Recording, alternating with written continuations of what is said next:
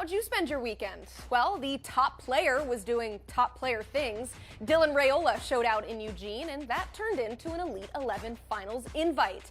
How big is that gap between him and everybody else? We discuss. And speaking of being on top, the Wolverines are enjoying their stay at number 1. But will it last? Plus, where have all the Spartans gone? 3 starters entered the transfer portal at the buzzer, so we'll tell you how much panic Michigan State fans should be feeling. All that and more as the college football recruiting show starts right now.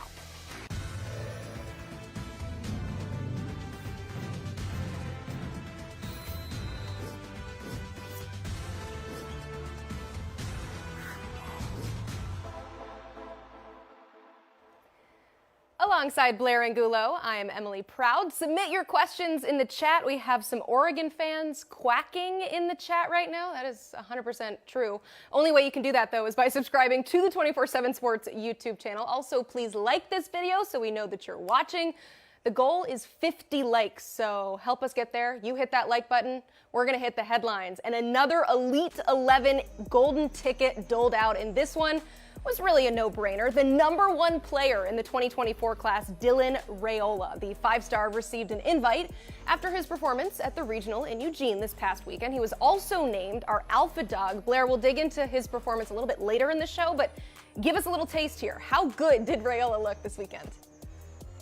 You see it there on video. He looked every bit the 5-star that he is. He's proved why the likes of Georgia, USC, Nebraska have all been jostling for his signature for months now. Elite arm talent, elite mobility in the pocket, really an unmatched tool set when it comes to natural ability. And I'm really excited to see Dylan Raiola this summer in Los Angeles. Who isn't? All right, we have a top 3 for 4-star linebacker Kingston Viamu-Asa. It'll come down to Notre Dame, Ohio State.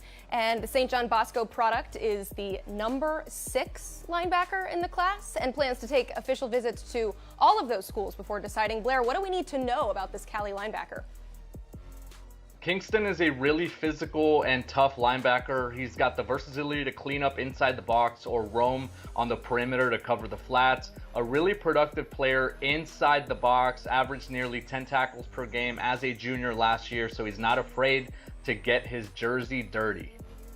4-star wide receiver Micah Gilbert will make his commitment on this here YouTube page, 24/7 Sports. That happens tomorrow evening, but Blair, to the here and now, the lucky school who lands him gets what? A well-rounded receiver. He can do a little bit of everything. Micah Gilbert shows really good hand-eye coordination in traffic. He's got tremendous body control. He sets up defenders really well to create space. He does well to get behind the secondary. He's got some impressive bloodlines as well, Emily, including his cousin, Darrell Revis, a former first-rounder and all-pro corner.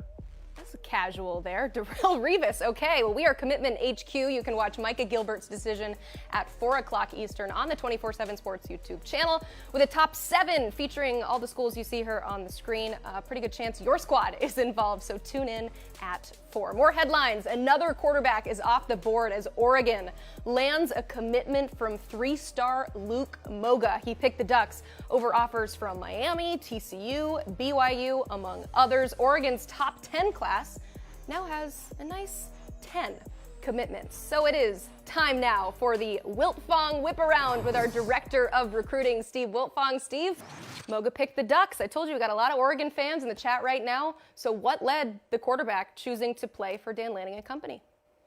Yeah, big position of need for Oregon this cycle. Luke Moga was a guy that Will Stein, Dan Lanning, and the staff zeroed in on.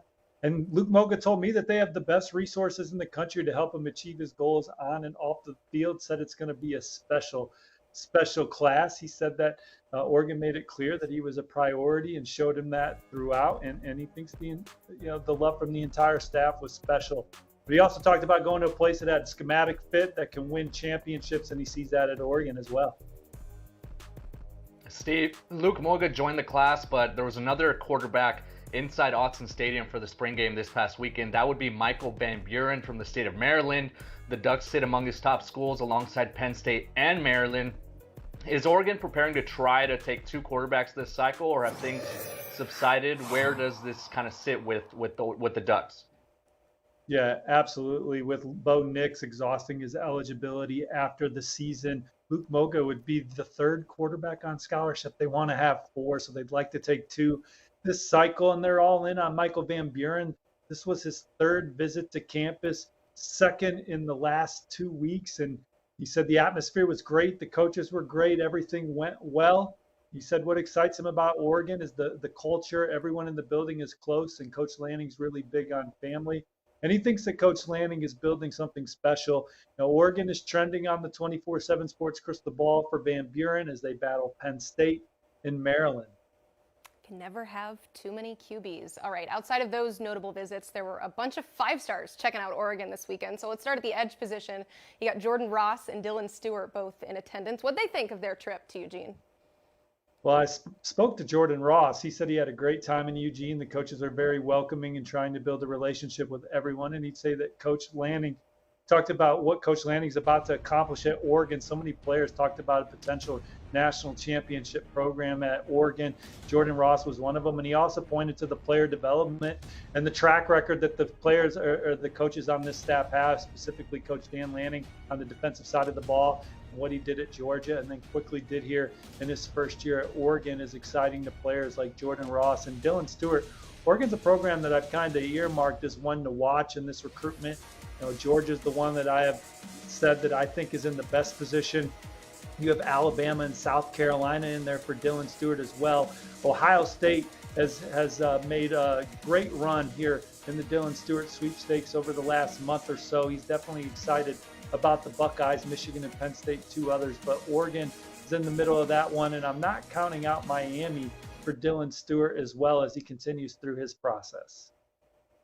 If we know one thing about Dan Lanning, Steve, even dating back to his time at Georgia, is that he doesn't shy away from these high-profile recruiting battles. A couple other big names that were in Eugene: Brandon Baker, the five-star offensive tackle, and four-star linebacker Justin Williams. What can you tell us about the process with them and where Oregon might sit with both of those players? Well, Brandon Baker, the #1 offensive tackle in the 24/7 Sports player rankings. Our colleague Greg Biggins has said it. I think you and I have echoed it at various points talking to sources, but Oregon at one point was considered the team to beat for him early in this process when Mario Cristobal and company were in Eugene. And I think coming out of this visit, talking to sources, Oregon's in excellent position for Baker moving forward. He's one of the most coveted players on the board for Lanning and company this cycle, and I think that they're in an interesting spot moving forward as they battle schools like Miami and Mario Cristobal for him. You know, he's got official visits planned for Ohio State and Georgia per Greg Biggins, so they're certainly in the middle of it for him. Michigan, 2 straight Joe Moore Awards. They're trying to get Baker on campus, but sounds like this was an awesome visit to Oregon for Brandon Baker as they replant themselves as a major player in his recruitment. And then Justin Williams, I've had a long time 24/7 Sports crystal ball forecast on Oregon for the Oak Ridge product, #3 linebacker in the land per our 24/7 Sports rankings. Now, Alabama and Georgia are two other schools that he's definitely excited about right now. You can never sleep on Texas A&M in a recruitment like this, but I still like Oregon in their position for Justin Williams as they continue here. And now it's just about maintaining the lead in this recruitment moving forward with, you know, the schools I mentioned also in play. That's not going to be easy to do, but he likes everything about Oregon, loves the staff, is really connected with them. And I think they're going to have a great shot at him.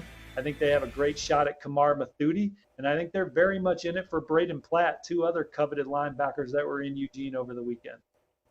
Sounds like a successful weekend. We're having a successful show so far. We already have 50 likes, so that means I'm going to ask you all for 100. So if you have not hit it, that's what it looks like. Looks like Steve Wiltfong and the double thumbs up. Go ahead, hit that like button. We'd love to reach 100 by the end of the show, but we have more recruiting news to talk about because there was another five-star visiting Oregon this past weekend, and that's defensive lineman David Stone. Some competition, though, for Dan Lanning and company because he recently took a trip to Norman, Oklahoma, and the Sooners lead in the crystal ball for his services. So, Steve, coming off those two trips, where does his recruitment stand right now? Well, we can start with Oregon because he was just there this weekend, and David Stone says he's going to be back in Eugene for an official visit down the road. Them and Oklahoma are the programs that he has marked for official visits right now. So in past episodes of Whip Around and past recruiting shows, we've kind of said Michigan State was maybe the biggest challenger to Oklahoma for the Oklahoma State native who's playing football at IMG Academy. But now it looks like Oregon has made a big move there. He said that the first impression of his visit at Oregon was his best first impression visit of all time. He said that Oregon blew it out of the water, came in not expecting much, but for his first impression, they did better than any other school. He said the scenery was beautiful. The fans were amazing. Did you guys see videos from Autzen Stadium? It looked like an awesome atmosphere. Yeah, he talked about the coaches and everything was just well put together.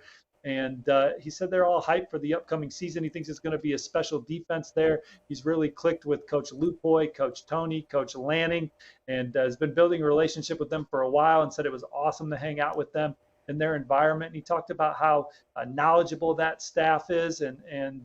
So Oregon is a program rising in this recruitment. We've seen Miami rise with 2 visits this spring as well. Went back-to-back weekends. One time he went with his teammates. Another time he loved it so much, he's like, Mom, you got to come out to Coral Gables. So she booked a ticket, came out to Miami. And Jason Taylor is one of the big reasons why he likes Miami. What's better than to learn from a person that's walked the walk he wants to walk, David said, and Coach Jason Taylor. So the Hurricanes are in the middle of that one, but I still have my crystal ball on Oklahoma. And here are the Sooners, right? They're coming off a top 5 recruiting class last year, number 4 in the 24/7 sports standings. And so much has been made about the slow start this year. Is it because of the season that Oklahoma had last year? No, it's because of their top targets and their timetable.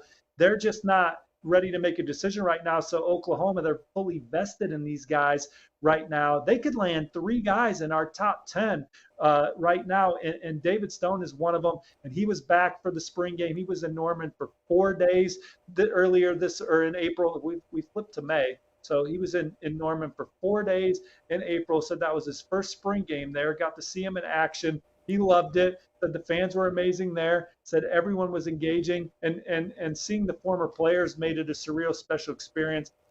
But he loves Venables, Coach Venables, loves Todd Bates, talked about them being successful at Clemson, and says it's only a matter of time before Oklahoma gets back where they were, a top 5 program in the country. He said this past season was a one-off. They're going to quickly turn things around. He talked about how vested the players are in Coach Venables, and he trusts Coach Venables as well.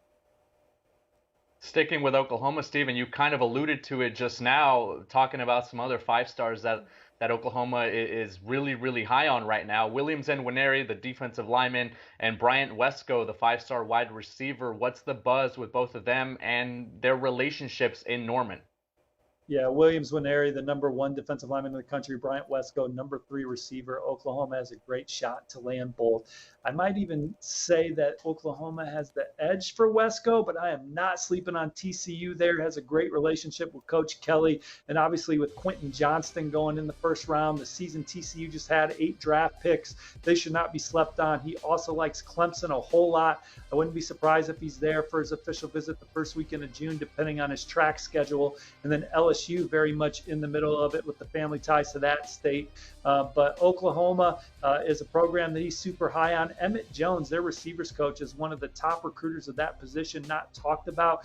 Places like Texas Tech on his resume, but now with the logo at Oklahoma, he can really flex his muscles recruiting a guy like Bryant Wesco. They recently landed Zion Carney. They have KJ Daniels committed at the position. Those are 2 guys that run sub-11. And if they can add Bryant Wesco to that, who's as explosive as they come at the position, Oklahoma trending for maybe one of the best receiver classes in the country. And then Williams Nwaneri is one of their top overall players on the board. He's been to Oklahoma as much as any other program on his short list alongside Mizzou. And I think they're in the top 2. We talked about it a couple episodes ago. I think Tennessee might have the edge right now, but his closest relationship from a staff standpoint is with Coach Venables, Coach Bates, and Coach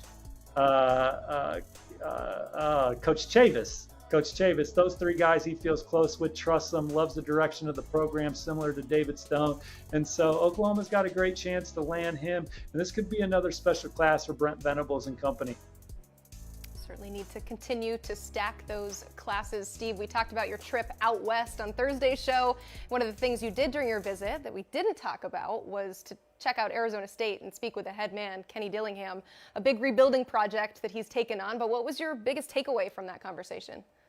Well, the energy in the building at Arizona State is off the charts. The players love hanging out in the facility. I've been fortunate enough to visit a lot of college facilities, and I don't know if I've ever seen so many players just milling around, hanging out in the facility, having a good time.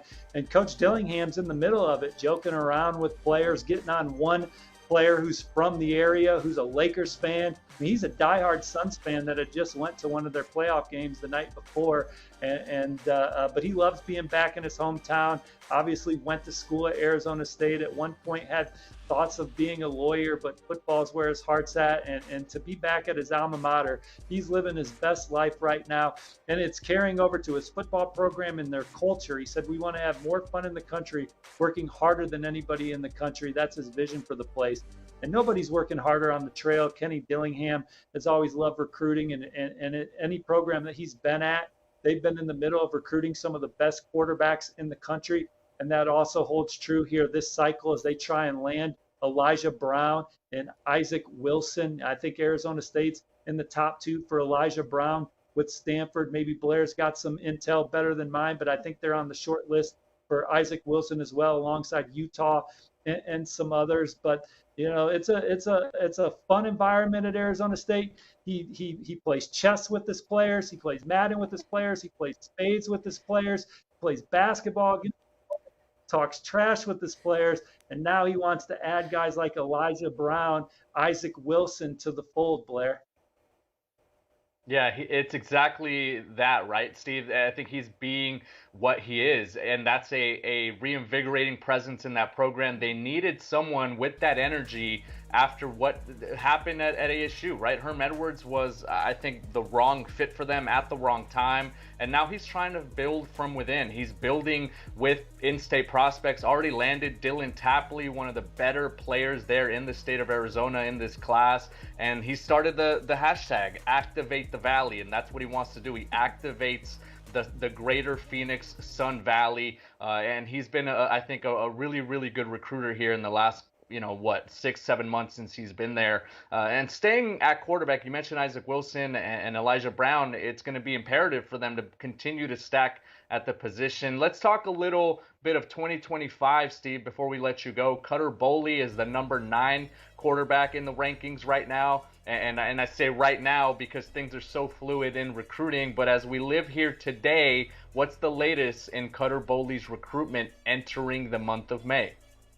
Well, Cutter Boley's a name to know right now because he could also end up in the 2024 class, Blair. Some programs actually are pushing for that. Penn State and Kentucky are two programs that like him in the 2024 class. Florida State is another school that's definitely in great shape for Cutter Boley. I look to see him take trips to all 3 of those schools again in June.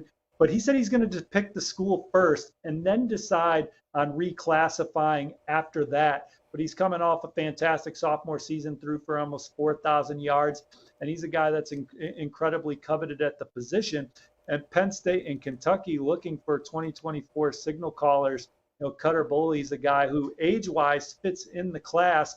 A COVID year, I believe, allowed him to reclassify to 2025.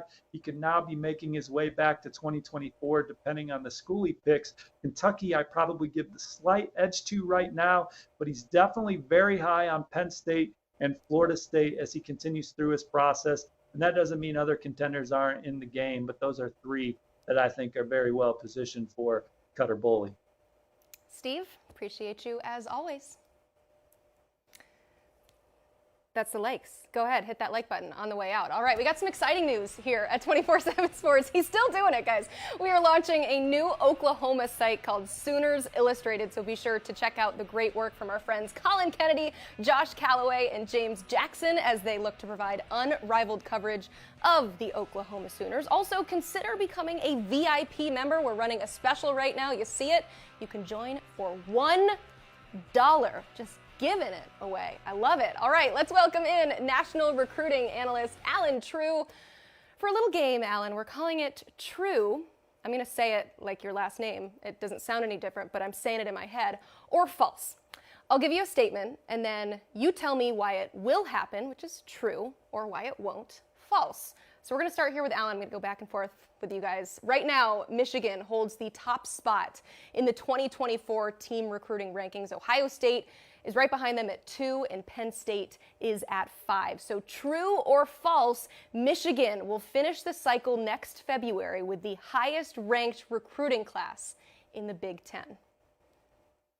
I'm going to say true, and I don't have a justification for it. I just wanted to pick my own name, so I had to I love it. You have to be true. No, You're just always kidding. true. There are a lot of reasons for that, actually. I think when you look at can a team stay in the spot that they are right now in the rankings, you have to look at a few things. Number one, are there guys in the class who can still move up in the rankings? And I think Michigan has that. I think Blake Frazier is a guy we're going to take a close look at. They've got a couple other guys who are dancing around that 89 market, Ted Hammond and Ben Roebuck and guys like that, and a guy like Manuel Bagel, who we just don't have a lot of information on, that I think by the end of the cycle we'll have a lot more to go on as far as his ranking. So there's meat on the bone there, and then they've got a lot left on the board. Taylor Tatum, Imarion Stewart, Max Anderson. They're moving up for guys like Aaron Scott and Aaron Childs. There's even some talk that they may be able to go out west and be a factor for a guy like Gatlin Bear. So when you look at all the guys left on the board for Michigan and the guys currently in the class who could still move up in the rankings, I think they have a really good chance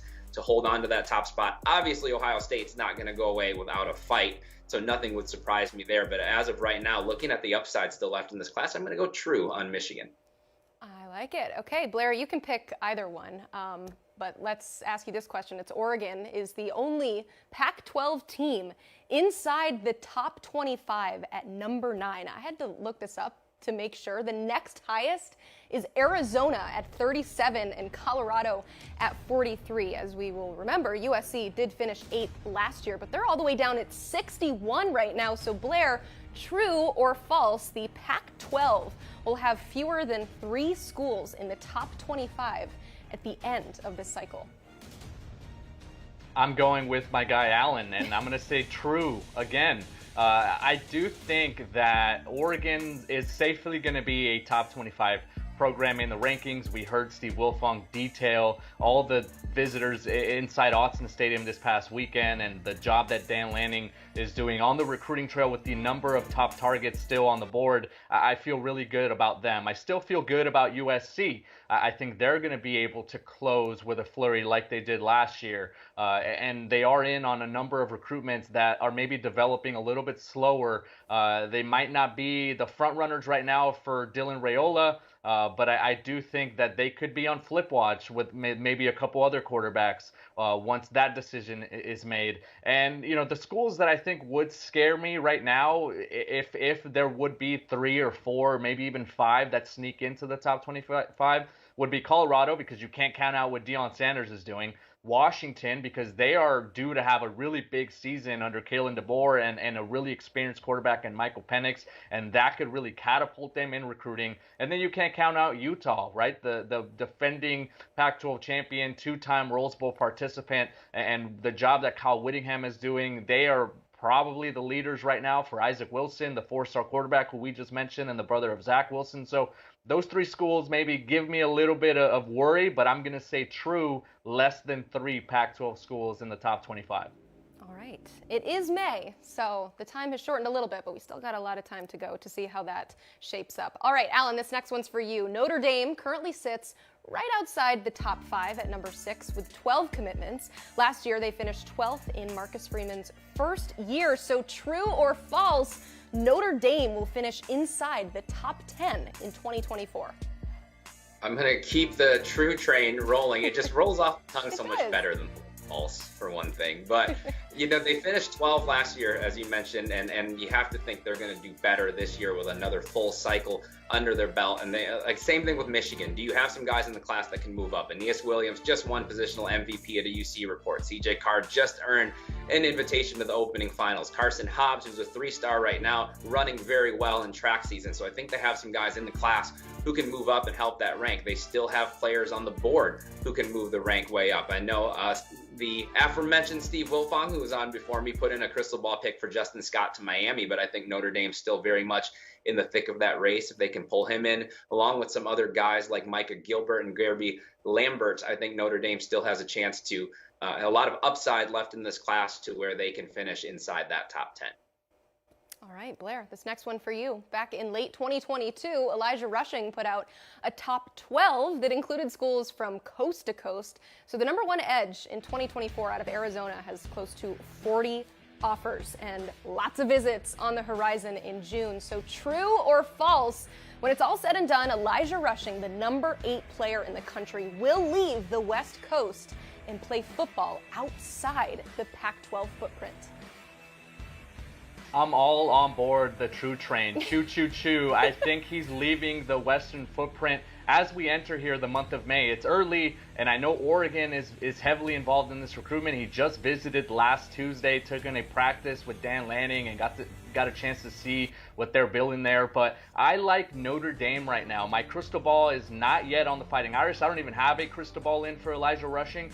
But I do think that Marcus Freeman has made the biggest dent in this recruitment. The best impression has come from Marcus Freeman. He goes to South Point Catholic. The two biggest high-profile players from South Point Catholic in recent years did leave the Western footprint. That would be Bijan Robinson, the former 5-star running back and just a top 10 pick in this past NFL draft, who went on to Texas, and then Lathan Ransom, the safety who's at Ohio State right now. So I think Elijah Rushing has been keeping his options open and keeping an open mind about going outside the region. We've seen him taking photos with Jason Taylor. We've seen him go out and meet with Kirby Smart. He's got an official visit scheduled with Tennessee. He's got a number of high-profile out-of-region schools chasing his signature. And right now, in May, I'm going with him leaving the Pac-12 footprint and possibly going to Notre Dame.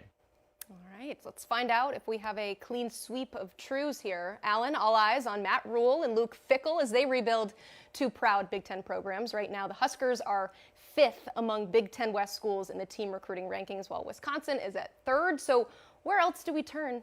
Oh, I'm going to ask you this question here. Apologies. True or false, at the end of the 2024 cycle, among the Big Ten West schools, Nebraska and Wisconsin will be the top 2 teams when it's all said and done? You know what? I don't want to seem biased towards my own name, so I'm going to go false on this one. But I do have some backing on this one as well. I think for Nebraska, they had an outstanding class last year, finished atop the Big Ten West. That was helped out by the commitment of Malachi Coleman, I think it was a top 75 prospect in the country. I don't know if they can find one of those in this class to help pull that up. Maybe they will, but right now they don't have a Malachi Coleman currently in the class to help that. And then you look around the Big Ten West, Minnesota has a really good class right now, and they've still got a lot more meat left on the bone to where they can improve their class rank. We really like Iowa's class. When we talk up and down with the national team about some of the guys in this class, we just raised some of their commits up. I think they have some other guys in that class who can move up as well. So I do think there's going to be a tight race. I think Nebraska and Wisconsin will be right there. But I think when you look at what Minnesota and Iowa are doing, and even Purdue is putting together a good class right now, I think that one of those teams in there is going to have something to say about the Badgers and Huskers being in the top 2. Blair, true or false? Allen's the best. Oh, that's 100% true. You 100% can't. Yeah, I lie detector right now because that's completely true. Well, listen, I don't want to be the only one that gets all the name puns. So, Emily, I'm proud of what you've accomplished. Thank you. Yep.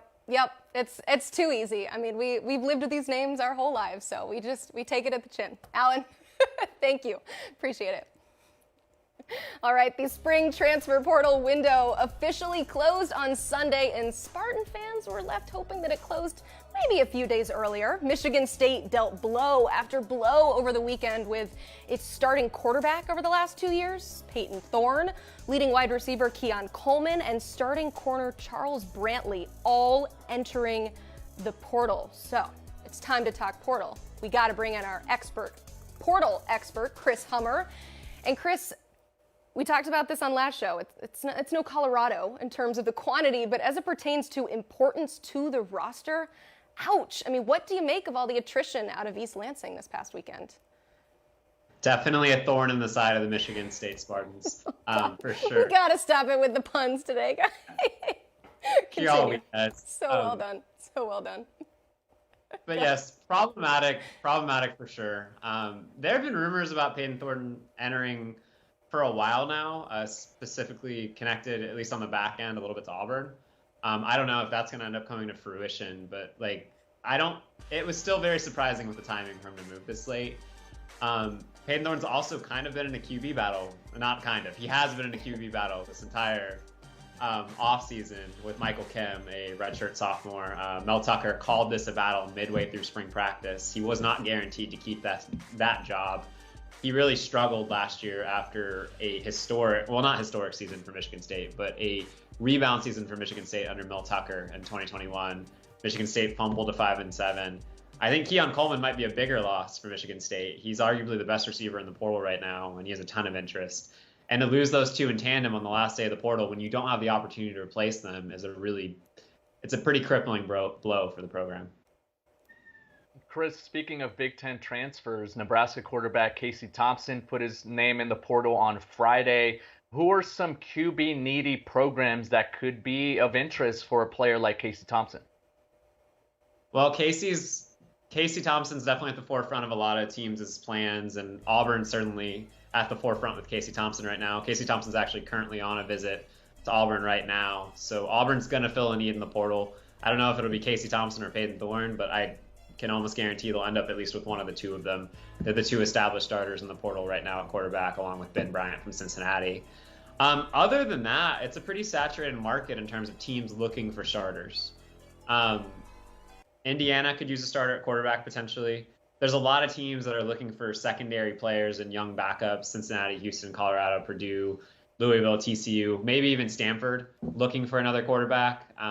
Florida has been put out there as a team kicking the tires, but I think they're happy with Graham Mertz for now, unless something really changed there in the last couple of days. So there aren't a lot of places for these quarterback dominoes to land, and Auburn is certainly going to be at the forefront of that conversation because they are going to be the team, at least at the top of these kind of portal QB market, determining where these dominoes end up falling. Yeah, there are no offensive linemen in terms of need in the portal. If you have not already, go ahead and hit that like button. We are close to 100. Would love to reach that by the end of the show. So go ahead, smash it. I think I just saw Chris go and hit the like button here. Appreciate that. With the Buffs, though, we got to talk Colorado. They're supplying most of the transfers in the portal right now. They'll always be a part of this segment. And on Sunday, tight end Seydou Traore decided to transfer. This coming after, you might remember, he transferred into Colorado this offseason. So how big a blow is this to Coach Prime's squad? From a perception standpoint, just from the outside, I think it was a big deal just because we've seen such waves of Colorado players entering the portal, and it never seems like a good look when you brought in a 4-star transfer and he's leaving 3.5 months later. That doesn't look good from the outside. But on the field, I don't really know how big of a deal this is going to be. I don't know how well of a fit he was going to be at Colorado from a tight end perspective. Their new offensive coordinator, Sean Lewis, doesn't really use tight ends. Coming over from Kent State, their tight ends last year, I think their starting tight end had 9 total catches. Seydou Traore is also somebody who's not the best blocker in the world. And I think long-term he might be looking for a different fit, maybe even positionally. So this is not a huge loss on paper, but I just think the continuous headlines of Colorado losing players to the portal does have a slightly negative impact on the program. Ohio State had a really busy weekend, right? With landing Josh Simmons from San Diego State. They also had Tywone Malone on campus, the Ole Miss defensive line transfer. They already landed one player from Ole Miss. So, Chris, what's the latest with Malone and the potential for him to be, with the Buckeyes next season? Well, unlike Josh Simmons, he left campus without committing. And I think a team to watch here is still Miami. Miami's been a team I've kind of circled with Tywone Malone this entire time. He is a person who wants to continue playing baseball. The Miami baseball program is pretty good. Miami has a really big need inside at defensive tackle in a way Ohio State probably doesn't, at least for an immediate starter. So the path to the field's a little easier at Miami. I would not be shocked to see Malone on campus at Miami at some point. And of those two teams, I think Miami would probably have the inside position there.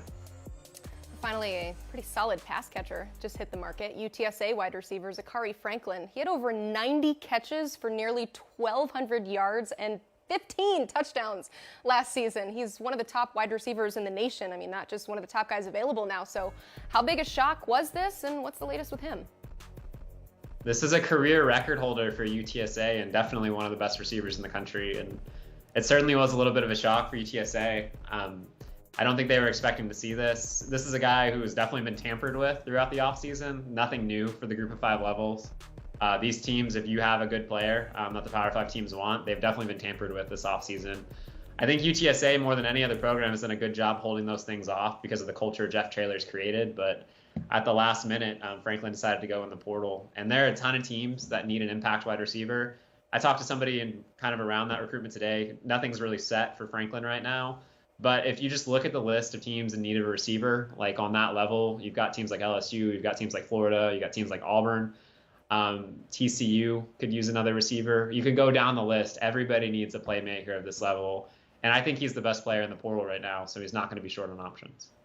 Certainly has time to figure things out. Chris, I want to pop up a tweet that you had today, just kind of wrapping up these 2 portal windows that we had for the first time, and it was just showing kind of the steady amount of players who have entered the portal, and it's gone up every single year. Look at this. I'm curious, when you look at these numbers, when you crunch them, what goes through your mind? What stands out about the incline year in, year out? I always think it's going to slow down, and it never does. I ask this question every offseason to people in the player personnel space. Is this the year it kind of finally slows down? And it just hasn't yet. That 3,000 number at the top really represents 20% of FBS players. So we're seeing 1/5 of players in the sport moving in the offseason right now, and it's been 2 offseasons in a row of that. So it's just staggering movement in college football, and it really illustrates how much the sport has changed in just half a decade.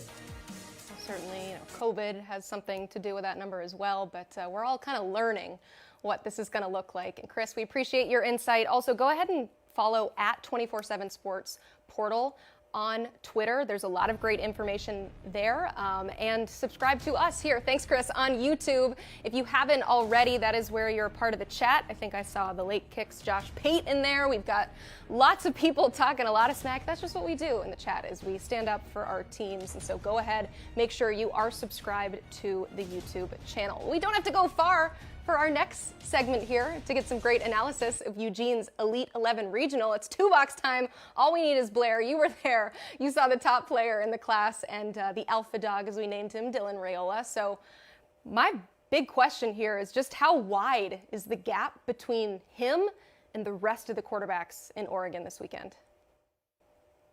Well, Emily, I think I need a bigger screen because my arms are way past the gap, right? Like it's not big enough to fit into what you see on your screen now.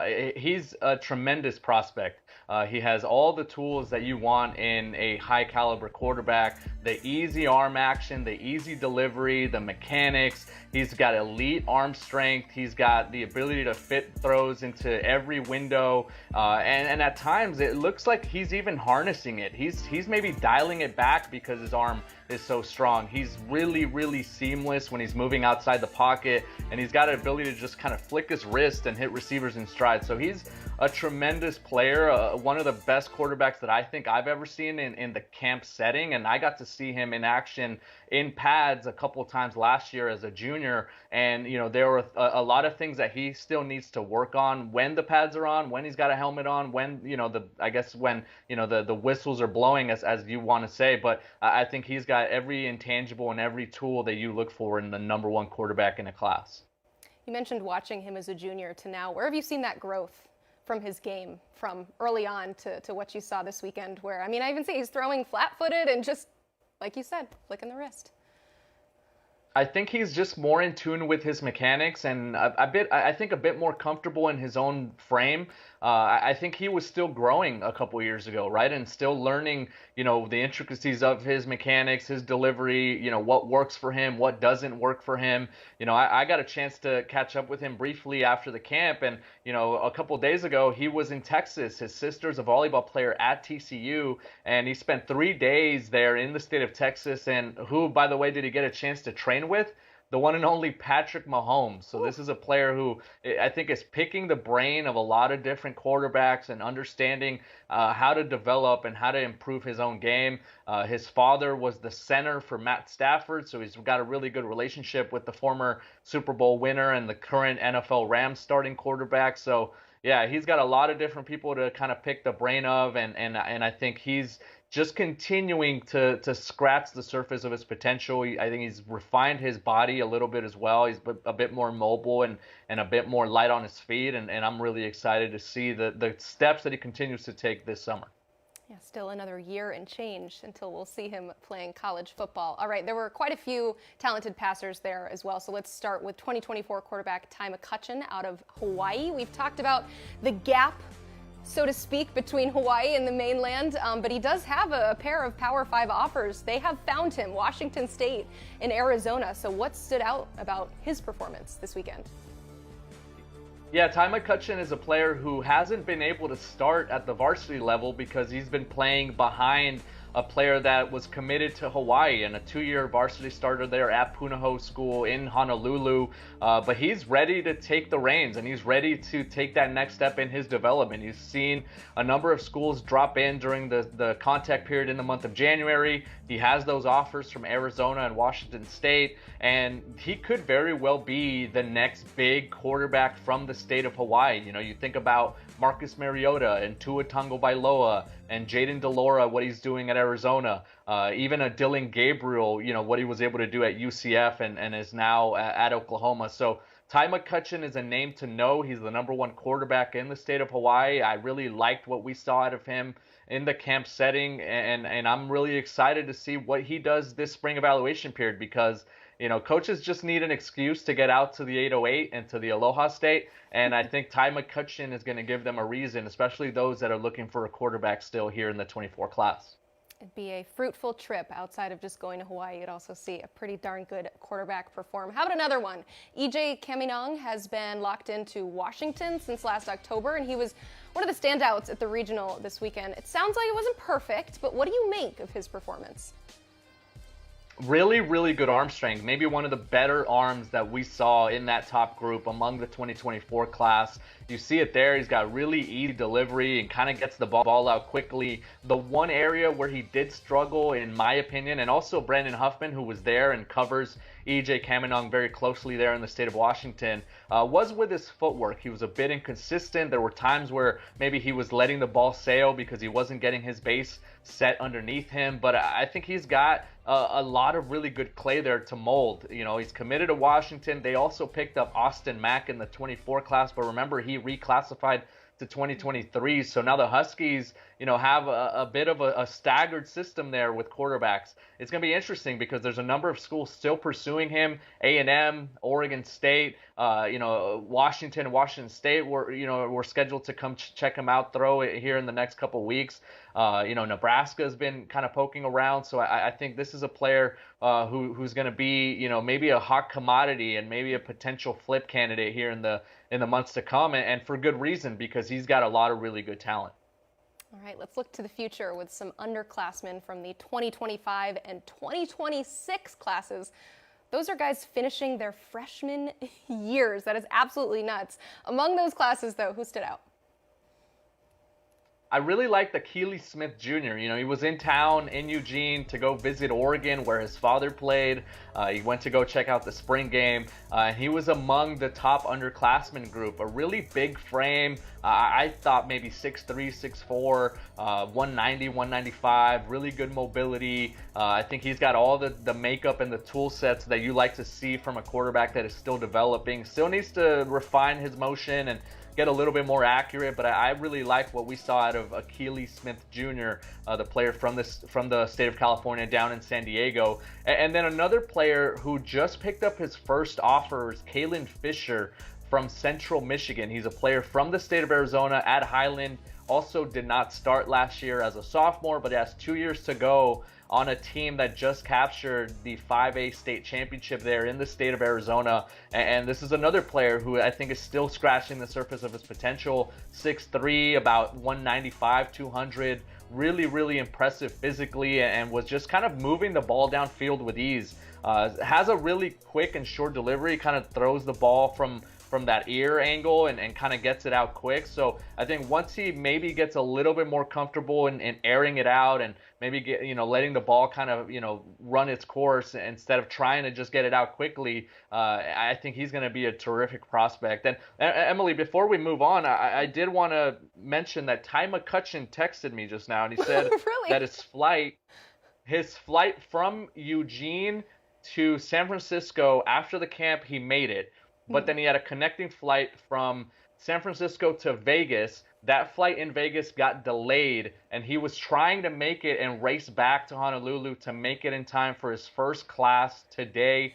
this morning, and was not able to make it. He had a delayed flight in Vegas, so he missed the first couple periods. So, you alluded to it, right? It's tough for some of these players from Hawaii that are not on the mainland to make it to some of these camps and get the exposure, and that's the lengths that some of these players are going for. So, unfortunately, Ty McCutcheon misses his first 2 classes today, but still makes it back in time to, catch the tail end of some courses. That's crazy, man. A layover in Vegas at his age is probably a little bit different than what you or I might view with that, but hopefully he gets back in time, is able to attend some of his classes later this week. My man Eric here in the chat pointed out to me that we are 5 likes away from 100, so if you've not hit that like button, please go ahead and do so. I would love to see it hit triple digits by the end of the show. Do it for McCutcheon. He's texting you right now. You need to text him back and say, I'm talking about you right now. You read my mind here.